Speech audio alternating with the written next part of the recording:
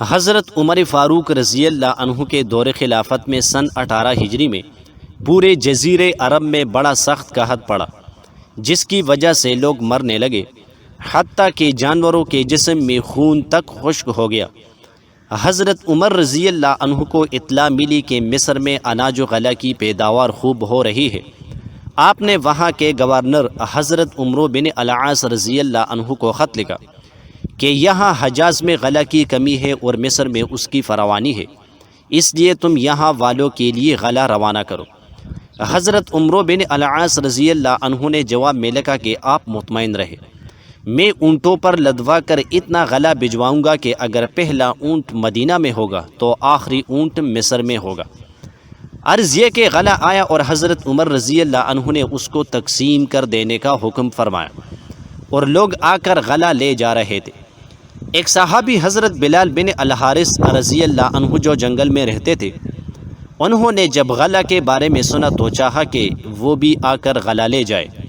ان کے پاس ایک بکری تھی، اس کو ذبح کیا کہ کچھ کا پی کر چلے، مگر اس بکری میں خون کا ایک قطرہ تک نہ نکلا۔ یہ دیکھ کر وہ صحابی رو پڑے اور اسی حالت میں ان کو نیند آ گئی اور سو گئے۔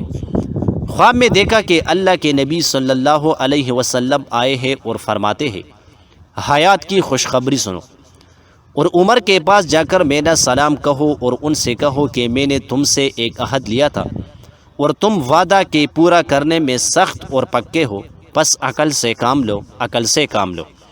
حضرت بلال بن الحارث رضی اللہ عنہ حضرت عمر رضی اللہ عنہ کے دروازہ پر حاضر ہوئے اور ان کے خادم سے فرمایا کہ حضرت عمر سے رسول اللہ صلی اللہ علیہ وسلم کے قاصد کے لیے اجازت لو۔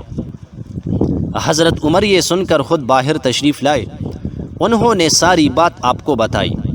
حضرت عمر گھبرا گئے اور باہر نکل کر لوگوں کو جمع کیا اور منبر پر کھڑے ہوئے اور فرمایا کہ میں تم کو اللہ کی قسم دے کر پوچھتا ہوں کہ کیا میرے طرز عمل میں آپ حضرات کوئی بات بری اور مکروہ دیکھتے ہیں؟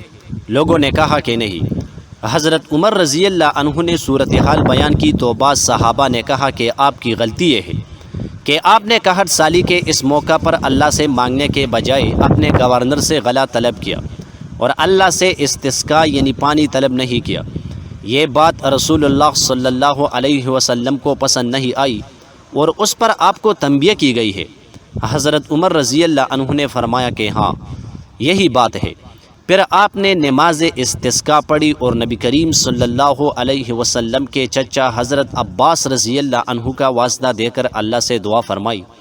اتنے میں لوگوں نے دیکھا کہ بادل منڈ لا رہا ہے، پھر بارش ہونے لگی۔